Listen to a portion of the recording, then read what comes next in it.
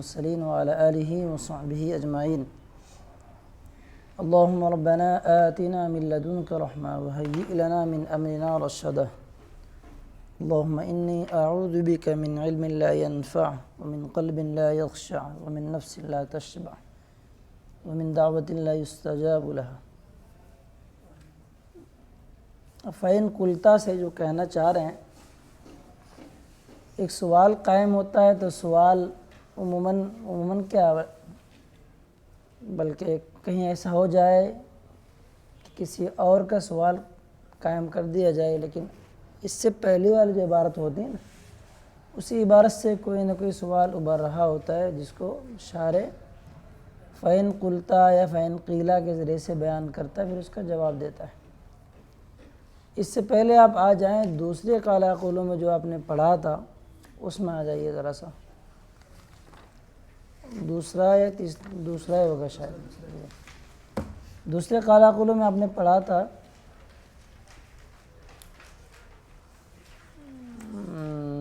وَعِنْدَ مُتَأَخِّرِي الْمَنْطِقِيِّينَ أَنَّ الْحُكْمَ أَيْ إِيقَاعًا نِسْبَتِي أَوْ انتزاعها فعل من افعال نفس ہے، جہاں حکم کے بارے میں بات بتائی گئی ہے۔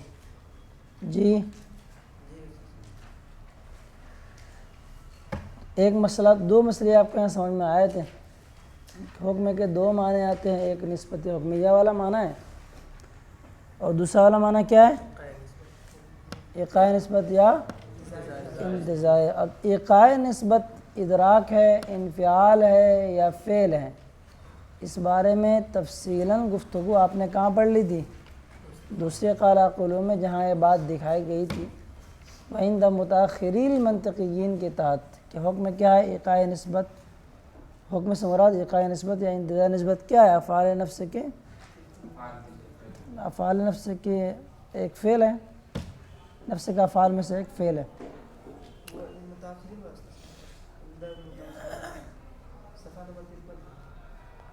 صفحہ نمبر 53 پہ دیکھیے آپ کی کتاب کے اعتبار سے۔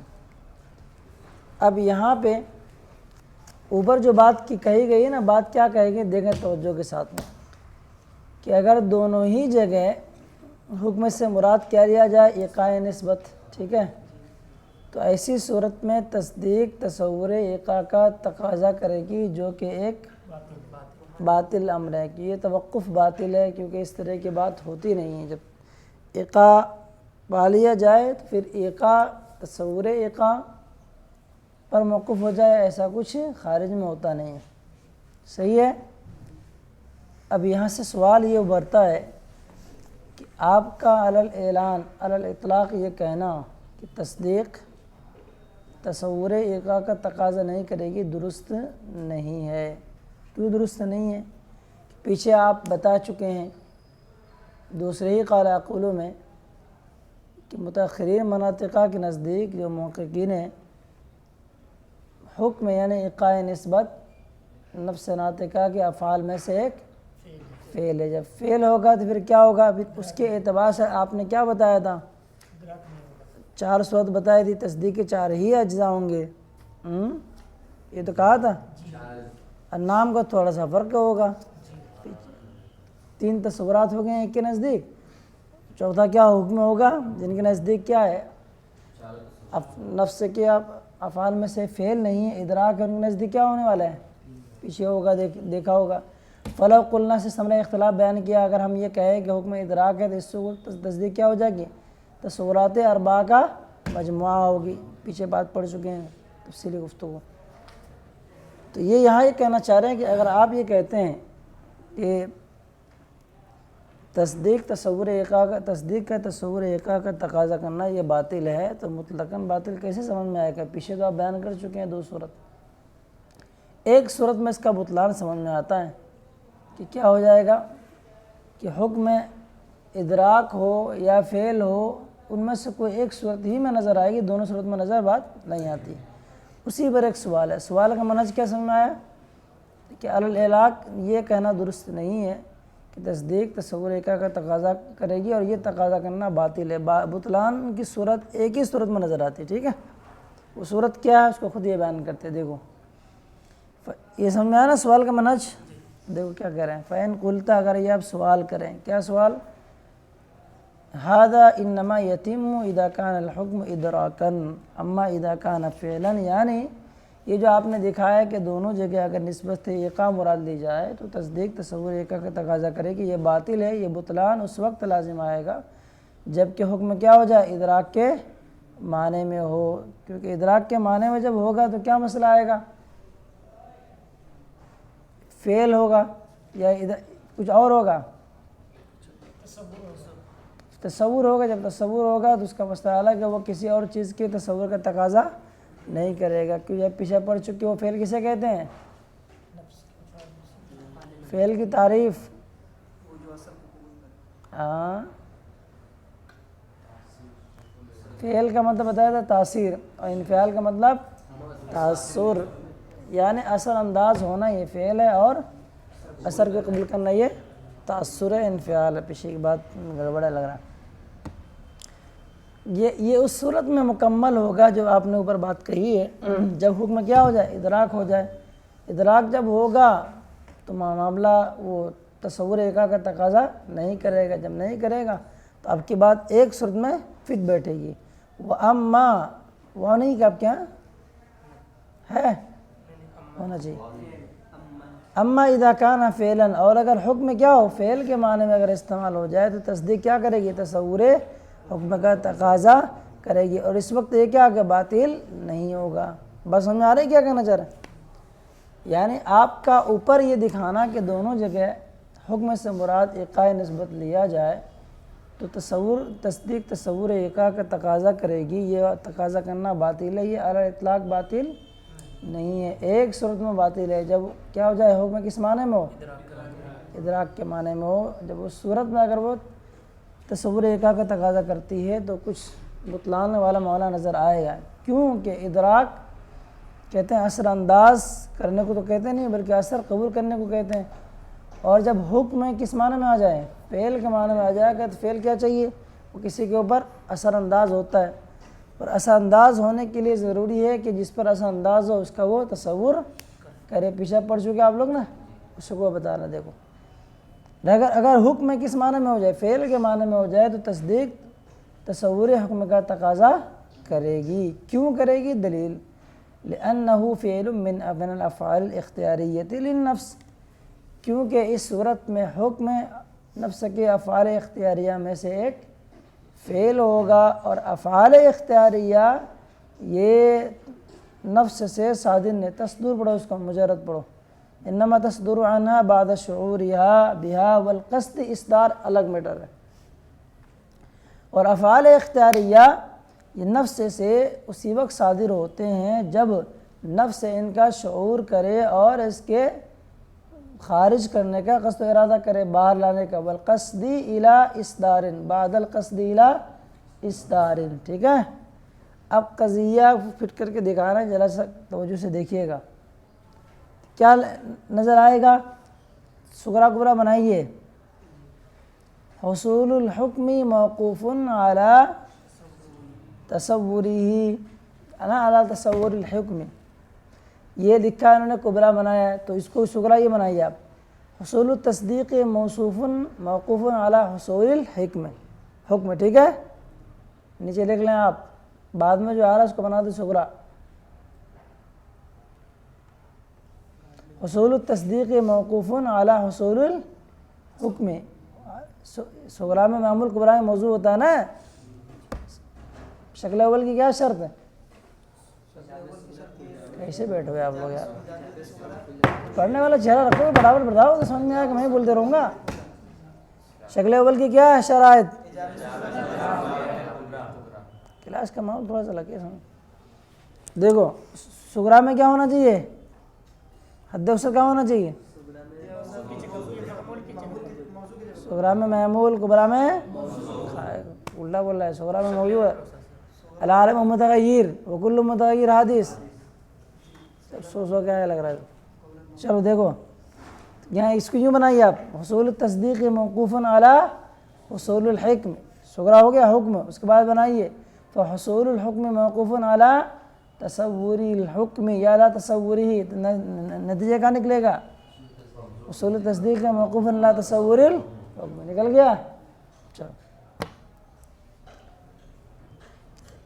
جب شکل اول کے قیاس کی ضوابط وغیرہ پتہ نہیں ہوں گے تو کیا ہدایت پڑھ رہے ہیں آپ لوگ؟ تو جگہ جگہ استعمال ہوگا اس میں، جگہ جگہ استعمال کیے ہیں اسے. چلو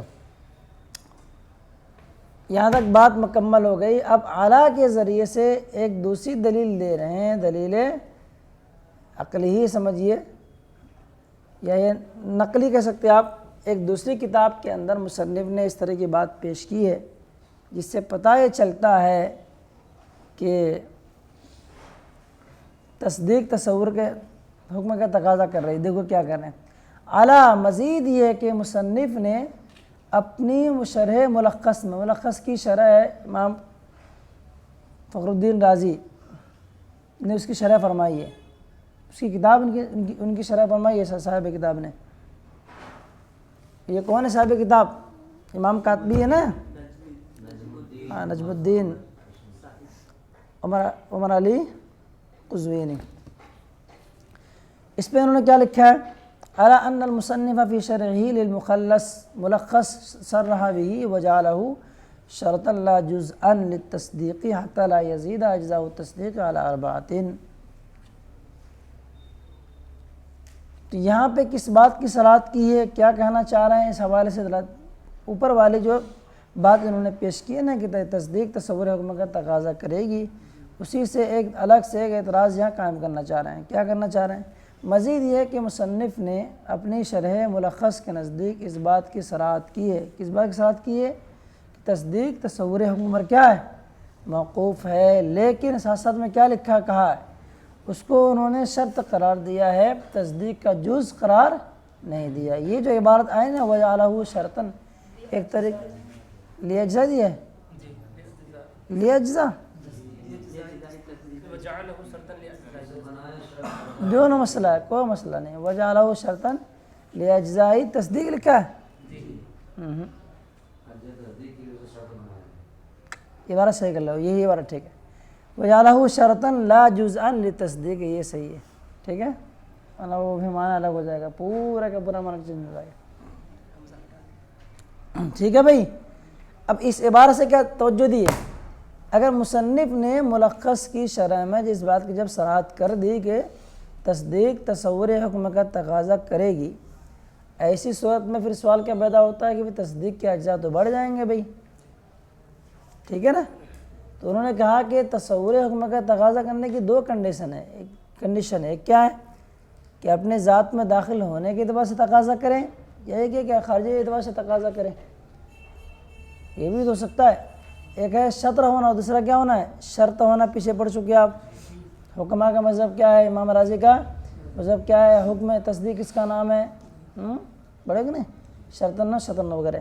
تو انہوں نے آگے چل کر کے بات یہ بڑھا دی وجعلہ شرط، اور وہاں انہوں نے اس کو کیا قرار دیا ہے؟ تصدیق کے اجزاء کے لیے شرط قرار دیا ہے، جز قرار نہیں دیا. کیوں ایسا کیا انہوں نے؟ حتی لا یزید اجزاء التصدیق علی 4، کے تصدیق کے اجزاء 4 سے زائد نہ ہو جائے. خلاصہ کلام یہ ہے کہ دو طرح سے یہ دکھانا چاہ رہے ہیں. ایک تو یہی ہے کہ اگر حکم کا معنی آپ کیا لیتے ہیں؟ ادراک لیتے ہیں، تو اس صورت میں حکم تصور تصدیق جو ہے تصور حکم کا تقاضا نہیں کرے گی. اور اگر حکم کا معنی کیا لیا جائے؟ فعل لیا جائے، تو پھر تصدیق تصور حکم کا تقاضا کرے گی. بات سمجھ آ رہی ہے؟ اور اس پر ایک چیز اور انہوں نے کیا لگا دی مزید ترقی کے لیے اعلیٰ، مزید یہ کہ مصنف نے اس بات کی صراحت کی ہے کیا کہ تصدیق تصور حکم کا تقاضا کرتی ہے. تو پھر اس بات کے بعد ایک عبارت یہ انہوں نے بڑھا دی کہ تصدیق تصور حکم کا جو تقاضا کر رہی ہے وہ اس اعتبار سے نہیں کہ جس کے اعتبار سے، بلکہ کس اعتبار سے؟ وہ شرط کے اعتبار سے. تو کہیں نہ کہیں دونوں ہی طرح کی بات سے جو بات نکل کے آتی ہے وہ یہ ہے کہ تصدیق تصور حکم کا تقاضا کرتے ہیں. ٹھیک ہے. اور آپ کا اس کو یہ کہنا کیا کہنا کہ تصدیق کا تصور حکم کا تقاضا کرنا یہ باطل ہے، درست نہیں ہے. ہم تو آپ کو دو طریقے سے دکھا رہے ہیں کہ کیا ہے تصدیق تصور حکم کا تقاضا کر رہی ہے. اب کیا جواب دو گے؟ سمجھ میں آیا؟ سوال کا محسن نکل کے آیا آپ لوگ سمجھ میں؟ اوپر جو بات کہی گئی ہے نا کہ دونوں جگہ حکم سے مراد کیا لیا جائے، دونوں جگہ اگر حکم سے مراد کیا لیا جائے، ایقاء نسبت، کیا ہو جائے گا پھر؟ تصدیق کا تصور ایقاء کا تقاضا کرنا لازم آئے گا جو کہ باطل ہے، یعنی تصدیق کا تصور حکم کا تقاضا کرنا، تصور ایقاء کا تقاضا کرنا، یہ کیا ہے؟ باطل ہے۔ اسی پر انہوں نے سوال جڑ دیا۔ سوال کا کیا کام کیا کہ یہ کیسی بات کر رہے ہیں آپ کی بات میں منطقیانہ بات نہیں ہے آپ کے، ہاں کیوں ہم کی منطقیانہ بات نہیں ہے؟ کہ اس میں ایک شک وہ بھی نکل کے آ رہی ہے کہ جس میں کیا ہے؟ تصدیق تصور حکم کا تقاضا کر کے، اور حکم سے کیا آپ مراد لیں گے کیا؟ ایقاء نسبت، تو اس کے بھی کیا ہے؟ تصور کا تقاضا کرے گی وہ، یہ تو نکل گیا۔ ایقاء کا تصور اور ایک ہوتا ہے ایقاء نسبت، دونوں کا الگ الگ لگتا ہے۔ ہاں الگ الگ ہی تو ہے، اس لیے تو دکھانا چاہ رہے ہیں نا، بات کو بیان کرنے کا طریقہ کار سمجھا رہے ہیں نا، یہ کس طرح سے ہم اس کو کہنا عرض کرنا ہے کہ بھئی اگر آپ کسی بات کو پیش کر رہے ہیں تو اس کا ڈھنگ سے پیش کریں، نہ یہ کہ مطلب اس میں کچھ کمی رہ جائے، نقص رہ جائے۔ تو سابق میں جو بات کہی گئی یہ وہ خود ہی سوال کام کرتے ذہن کو کھولنے کے لیے کہ تصدیق کا تصور ایقاء کا تقاضا کرنا یہ باطل ہے، یہ درست نہیں ہے، بلکہ کچھ صورتیں ایسی نکل کے آتی ہیں جن میں کیا تصدیق تصور ایقاء کا تقاضا کرے گی، تب وہاں آپ کیا کہیں گے؟ تو عبارت کو صحیح معنی پر پھیلنے کے لیے جو ایک معنی انہوں نے نکالا وہی درست ہے، اس عبارت پر جو دیگر جو سوالات قائم ہو رہے ہیں یہ صرف ذہن کو کھولنے کے لیے۔ تو خلاصہ کی طرف میں جا رہا ہوں، بار بار بہت ساری باتیں نکل کے آ گئیں، اس کا نچوڑ کیا ہے، خلاصہ کیا ہے، اہم بات کیا ہے، پوائنٹ والی بات کیا ہے، وہ یہی ہے کہ الاطلاق یہ کہہ دینا کہیں بھی کہ کیا ہے تصور کا تصدیق کا تصور ایقاء کا تقاضا کرنا یہ کیا ہے؟ باطل ہے، یہ درست نہیں۔ کبھی تو ایسا ہوگا کہ تصدیق تصور ایقاء کا تقاضا کرے گی، یعنی تصور حکم کا تقاضا کرے، حکم سے مراد آپ لیں گے ایقاء نسبت، اس کے بھی تقاضا کرے گی، ٹھیک ہے؟ بس سمجھ میں آ رہا ہے؟ اس کا جواب کیا دینا چاہ رہے ہیں، اس کو دیکھو آپ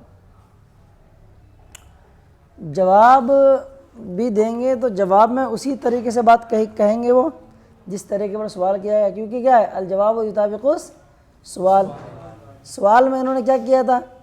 ملخص کی ایک عبارت انہوں نے پیش کر دی تھی، ایک بات پیش کر دی، تو جواب میں بھی کیا کریں گے؟ یہ مصنف کی ایک دوسری عبارت بھی لے کے آئیں گے، دیکھو کیا لے کے آ رہے ہیں۔ فنقول ہم جواب یہ دیتے ہیں، فنقول سے کے بعد جو انہوں نے عبارت پیش کی اس پر کلام دیکھو توجہ کیجیے گا۔ ہم یہ کہتے ہیں کہ مصنف کی عبارت کون سی عبارت جو متن میں موجود ہے، لأن كل تصدیق لا بد فيه من تصور الحکمی، یہاں تک عبارت اس کو کر لیے واوین کے اندر یدل، یہ عبارت تقاضا کرتی ہے، دلالت کرتی ہے کس بات پر؟ ان تصور الحکم جزءا من اجزاء التصدیق، کہ حکم تصور حکم یعنی حکم کا تصور کرنا تصدیق کے اجزاء میں سے ایک جز ہے۔ توجہ کیجیے گا، یہ بات تقاضا کر رہی نہیں کر رہی؟ عبارت کیا آیا ہے؟ یہ عبارت کا خلاصہ پیش کر رہے ہیں۔ یہاں کیا آیا ہے؟ والحکمی لامتناع الحکم آیا ہے، متن میں عبارت دیکھیے ذرا صاحب لوگ، اوپر کیا ہے؟ لأن كل تصدیق لا بد فيه من تصور المحکوم علیہ اما بذاته او بامر صادق علیہ وتصور الحکم به كذلك، اس کے بعد آیا والحکم آیا، تو والحکم سے پہلے جو عبارت گزری ہے نا وہ پوری بات یہاں پہ فٹ کرو، لأن كل تصدیق لا بد فيه من الحکم، عبارت آ رہی ہے اسی کے بارے میں ذکر کریں، من الحکم آیا ہے، من الحکم یہ والحکم معطوف ہے کس کے اوپر؟ تصور المحکوم علیہ معطوف ہے، تو یا تو تصور میں معطوف عطف ہوگا یا پھر والحکم پر عطف ہوگا۔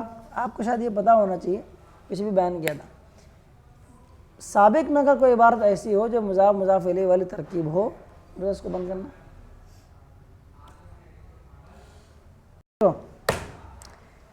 اوپر اگر آگے ترکیب آتی ہے نا کون سے مضاف مضاف الیہ اگر ترکیب ہو تو اس پہ عطف کے دو تقاضے ہوتے ہیں۔ قرآن شریف میں اس کی کئی مثالیں ہیں، دکھاتا ہوں انشاءاللہ۔ جیسے مثال کیا ہے؟ قل اغیر اللہ اتخذ ولیا فاطر السماوات، فاطر یہ کس کی صفت ہے؟ تو عطف کے اعتبار سے اور موصوف صفت کے اعتبار سے بھی جب مضاف مضاف الیہ کی ترکیب ہو تو ان میں سے کسی کی بھی صفت آپ بنا سکتے ہیں. ربنا الذی اعطى كل شيء خلقه ثم هدى، تو كل شيء خلقه جو آیا قرآن شریف میں ہے، قال ربنا الذی اعطى كل شيء مدارک میں لکھا ہے كل شيء خلقه یہ کس کی صفت ہے؟ مضاف کی صفت ہو سکتی ہے یا پھر مضاف الیہ کی بھی صفت ہو سکتی ہے. اس کی اعتبار سے دیکھتے ہیں آپ.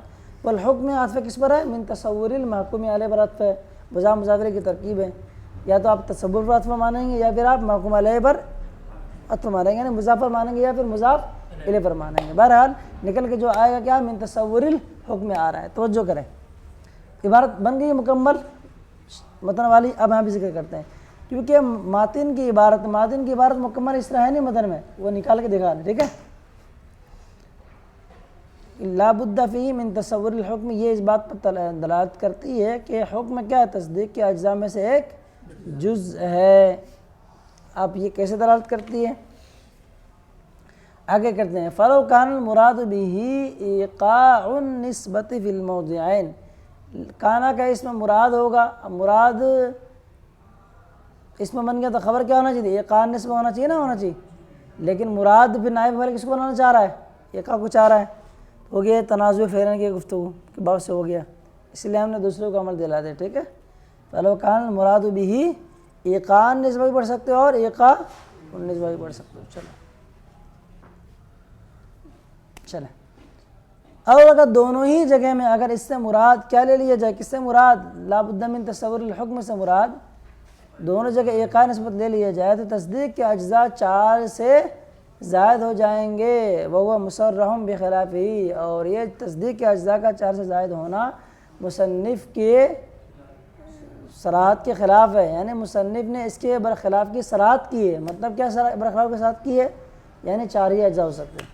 یہ دعا وہ مصرح بخلافہ، اور یہ مصنف کے صراحت کے یا مصنف اس کی خلاف کی صراحت کرنے والے یا صراحت کر چکے ہیں. ٹھیک ہے، تو یہ مصنف کی صراحت کے یہ خلاف ہو جائے گا تو تصدیق کے اجزاء 4 سے کیا ہو جا رہے ہیں؟ زیادہ ہو جا رہے ہیں. اب مصنف نے کہاں پہ ان چیزوں کی بیان کیا؟ ایک عبارت پیش کر دے رہے ہیں. قال الامام فی الملخص، امام فخر الدین رازی نے ملخص میں لکھا ہے. اس ملخص کی شرح کرنے والے کون ہیں؟ یہ جو صاحب کون ہیں؟ امام کاتبی، انہوں نے کی ہے. اوپر آیا نا شرح ملخص میں لکھا ہے مصنف نے. مصنف کون ہے؟ مصنف یہ ماتن، اور ملخص کس کی شرح ہے؟ وہ کتاب کس کی ہے؟ امام فخر الدین رازی کے. دیکھو کیا لکھتے ہیں امام نے ملخص میں کہا، کیا کہا؟ کل تصدیق لا بد فیہ من 3 تصورات، کہ ہر تصدیق میں 3 تصورات کا ہونا ضروری ہے. کیا کہتے ہیں تصورات ہے؟ محکوم علیہ کا تصور، محکوم بہ کا تصور اور حکم کا تصور. اب مسئلہ کیا ہوگا؟ یہاں تک بات دیکھو فٹافٹ. تو خلاصہ کلام نکل کے کیا جواب کا کیا آ رہا ہے کہ بھائی دونوں جگہ اگر آپ حکم سے مراد کیا لیں گے؟ ایقاع نسبت لیں گے تو ایسی صورت میں تصدیق کے اجزاء کیا ہوں گے؟ 4 سے زائد ہو جائیں گے. ٹھیک ہے، آپ کی بات ہم نے سمجھ لی. بات ہمیں یہ تسلیم ہے کہ ایک صورت میں کیا ہو جائیں گے؟ تصدیق تصور حکم کا تقاضا کرے گی، نہیں تصور ایقاع کا تقاضا کرے گی. پیچھے آیا کہ نہیں آیا؟ آپ نے سوال یہ کیا تھا کہ یہ بات آپ کی اس صورت میں صادق آئے گی جب کیا ہو جائے؟ حکم کس معنی میں آ جائے؟ ادراک کے معنی میں آ جائے. ٹھیک ہے، اور اگر فعل کے معنی میں آ جائے گا تو کیا ہو جائے گا؟ تصدیق تصور ایقاع کا تقاضا کرے گی. تو ان سب باریک باتوں کو لکھتے ہوئے کہا کہ جناب عالی ہم نے 4 صورتیں نکالی ہیں. ان 4 صورتوں میں ایک والی جو صورت ہے، ناصر کھڑے ہو جاؤ. 4 صورت میں کیا ہے؟ ایک صورت میں کیا ہے؟ پہلی صورت میں حکم سے مراد نسبت حکم لیا جائے، باقی صورت میں کیا لیا جائے؟ ایقاع نسبت انتظائی. تو کیا ہو جائے گی؟ عبارت کا صحیح معنی نکل کر کے آ جائے گا. وہ جو آپ بتا رہے ہیں نا کہ اگر حکم سے مراد یہ لیں گے تو تصدیق اس بات کا تقاضا کرے گی، وہ سارے چیزیں اپنی جگہ رکھا. وہ بھی اگر مراد لیں گے، کہیں ادراک لیں گے، کہیں اگر انفعال لیتے ہیں تو تصدیق کے اجزاء کے بڑھنے کی صورتیں بن رہی ہیں. ایک ہی صورت ٹھیک ہو رہی ہے، جو صورت کیا ہو ہم نے ذکر کیا. پہلے جگہ حکم سے مراد کیا لیا جائے؟ نسبت حکم. دوسرے کی کیا لیا جائے؟ ایقاع نسبت یا انتزاعی نسبت.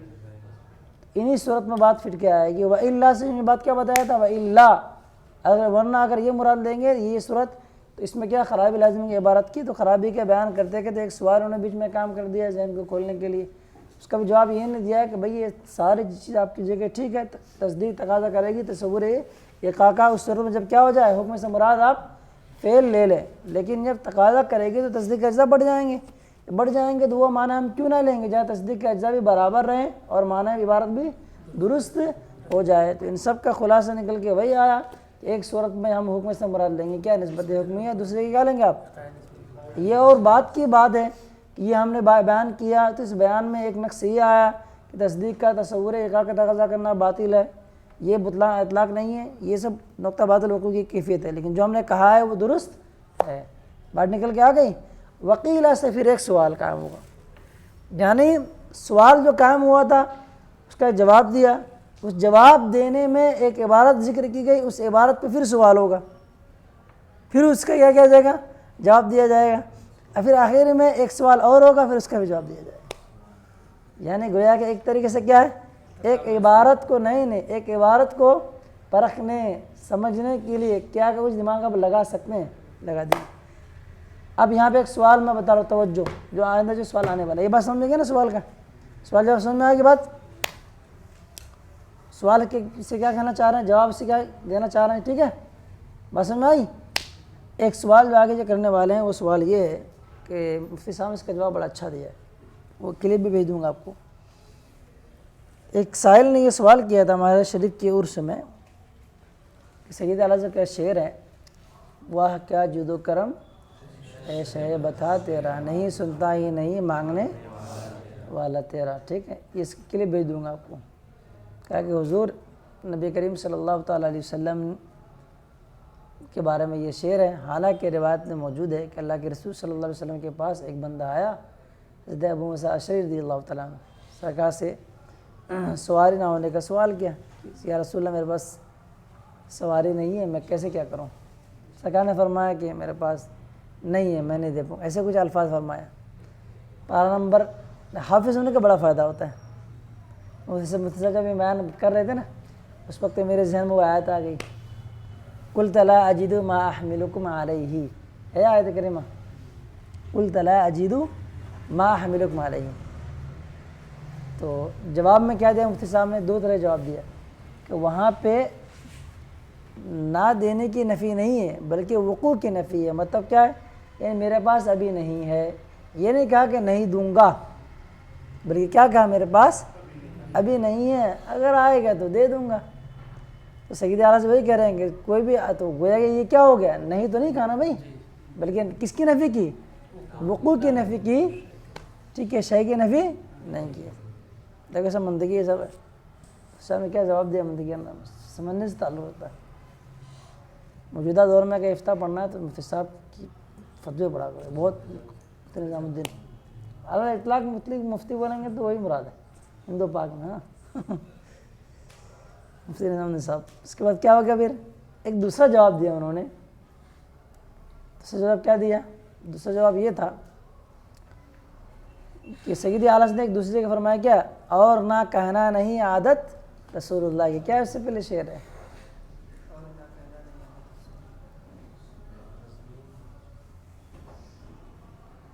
ارے بھائی عادت رسول اللہ کی ہے نہیں. چلو عادت کے بارے میں فقہاء کرام بیان فرماتے ہیں کہ جو بندہ کوئی چیز کو 3 مرتبہ کر لے تو وہ کیا ہو جائے کہ وہ اس کی عادت میں شامل ہو جاتی. ٹھیک ہے تو نبی کریم صلی اللہ علیہ وسلم نے ممکن ہے کہ کہا ہو کہ نہیں دوں گا تو وہ عادت کے طور پر سے نہیں کہا، اکا دکا کبھی ہو گیا تو ہو گیا. یہ ممکن ہے یہاں سرکار سے نہیں واقع ہے حدیث پاک کے اندر، ایک مرتبہ ہے دوسرے مرتبہ نہیں ہے. تو سیدی اعلیٰ حضرت کی ایک عبارت کی توضیح تشریح انہوں نے کہاں سے کی، دوسری عبارت سے کر دی. اب یہاں پہ بھی ویسے دیکھیے گا آپ کیا ہو رہا ہے یہاں بار بار. یہاں پہ اوپر انہوں نے کیا کر دیا، سوال کرنے والوں نے مصنف ہی کے موقف کو بیان کرنے کے لیے ایک الگ سے عبارت لے کے آ گئے. کیا ہے، تصدیق تصور حکم کا تقاضا کرے گی. جواب میں بھی انہوں نے کیا کر دیا، اس نے بھی جواب دینے میں بھی کیا کر دی، مصنف کے ایک عبارت کے انہوں نے کیا کر دیا، پیش کر دیا. انہوں نے امام فخر الدین رازی کی عبارت پیش کر دی. تو کہیں بھی کوئی بھی جو بات نکالی جاتی ہے نا کسی بھی مفہوم سے، جیسا فتویٰ رضویہ شریف کے اندر ہے ایک جگہ سید اعظم نے یہ بیان فرمایا, دوسری جگہ یہ فرمایا. ایک مثال بتا دوں آپ کو. ایک جگہ لکھتے ہیں, میں اس کو لکھ کے رکھا ہوں کہ اقامت کے لیے کہاں کھڑا ہو سنت کیا ہے. ایک جگہ لکھتے ہیں کہ اس بارے میں فقہائے کرام کے بارے میں کوئی واضح اس طرح کی عبارت موجود نہیں ہے. اب اولا یہ ہے کہ یہاں کھڑا ہو جائے مقتدی جو ہے نا, مطلب امام کے پیچھے ہو, جسٹ تھوڑا سا دائیں طرف وغیرہ. لیکن دوسری جگہ لکھتے ہیں کہ سنت یہی ہے. فضائل شریف میں پڑھتے گیا, یہ پڑھا رہا تھا ہدایہ, اس میں کچھ 100 صفحات کے بعد مجھے یہ بات نظر آئی.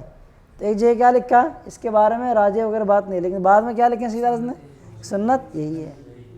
ایک عبارت کی توسیع تشریح کس سے ہو رہی ہے, دوسری عبارت سے ہو جا رہی ہے. کسی نے ایک ہی کو پڑھا ہوگا, اس کے مطابق لکھ دیا فتویٰ کہ اس کے بارے میں کوئی راجع قول نہیں ہے, ایسے کر لیا جائے تو بہتر ہے. حالانکہ دوسری جگہ کیا ہے, سید اعظم اس کی وضاحت کر دی ہے. تو کوئی بھی عبارت کو حل کرنے کے لیے ہی بتانے والا ہے, تو آپ کو وہ کلمہ انشاءاللہ بھیج دوں گا. بہت ساری بات ہو سکتی ہیں, بعد میں تحقیق کی ہو, ظاہر 100 صفحے کے بعد تقریباً مجھ کو ملا ہو مسئلہ, کبھی دکھاؤں گا آپ کو. ٹھیک ہے, اذان کے بیان میں موجود ہے. اذان اور اقامت کے بیان پڑھیں گے نا, اس سلسلے میں کتاب الصلاۃ پڑھ کے دیکھیں گے تو یہ بات ملے گا آپ کو. چلو, تو یہ عبارت آگے جو نا جو قیلا ہے وہ وہی دکھانا چاہ رہے ہیں کہ ایک عبارت کو دوسری عبارت کی تائید میں جو لے کے آ رہے ہیں, ان دونوں کے درمیان اگر فرق ہو جائے تو ایک عبارت دوسری عبارت کے لیے معاون نہیں بن سکتی, تائید میں نہیں لائی جا سکتی. تو وکیلا سے اسی فرق کو بیان کریں گے, پھر وفی نظروں سے اس فرق کا جواب دیں گے کہ نہیں, عبارت میں کوئی فرق نہیں ہے, ایک عبارت کی تائید میں جو دوسری بات لائی گئی دونوں صحیح ہے. ہاں یہ ہے کہ ایک عبارت میں کیا صراحت ہے, دوسری عبارت میں کیا صراحت نہیں ہے. اگر اس کی صراحت نہیں ہے لیکن اس سے بھی وہی بات نکل کے آتی ہے جس میں صراحت ذکر کی گئی. ٹھیک ہے, پھر آگے چل کر کچھ اور بات پیش کی جائے گی. ٹھیک ہے, بجے تک موقف کرتے ہیں. صلی اللہ علیہ الحبیب صلی اللہ